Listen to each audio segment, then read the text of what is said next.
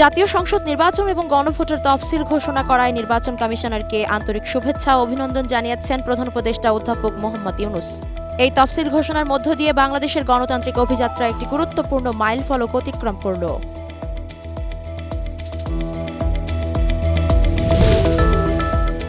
নির্বাচনকে সুষ্ঠু ও সফল করার জন্য যৌক্তিক সব ধরনের সহযোগিতা করা হবে বলে জানিয়েছেন জামায়াতে ইসলামী আমির ডাক্তার শফিকুর রহমান। দলীয় নেতাকর্মীদের আহ্বান জানিয়ে তিনি লিখেছেন, ৪৮ ঘণ্টার মধ্যে বিভিন্ন প্রচার উপকরণ নিজ দায়িত্বে সরিয়ে নেয়ার জন্য দেশের সকল পর্যায়ের দায়িত্বশীল ও কর্মীদের প্রতি আহ্বান জানান।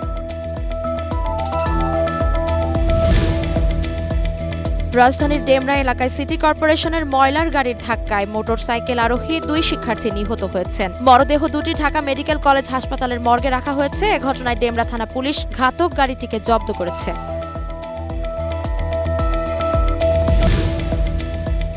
দেশের সর্বোত্তরের জেলা পঞ্চগড়ের তেঁতুলিয়ায় ২ দিন ধরে বইছে মৃদু শৈত্যপ্রবাহ।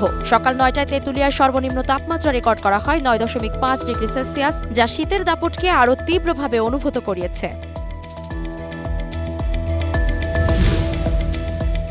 জাপানের উত্তর পূর্বাঞ্চলে ৬.৭ মাত্রার ভূমিকম্প আঘাত এনেছে। এ ঘটনায় সুনামি সতর্কতা জারি করা হয়েছে। জাপানের আবহাওয়া অধিদপ্তর এই সুনামি সতর্কতা জারি করে বলেছে ১ মিটার উঁচু ঢেউ আছড়ে পড়তে পারে।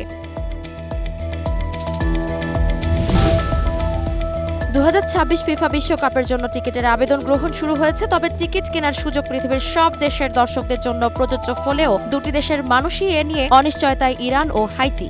এই ২ দেশের জনসাধারণের ওপর ভ্রমণ নিষেধাজ্ঞা দিয়ে রেখেছে ট্রাম্প প্রশাসন।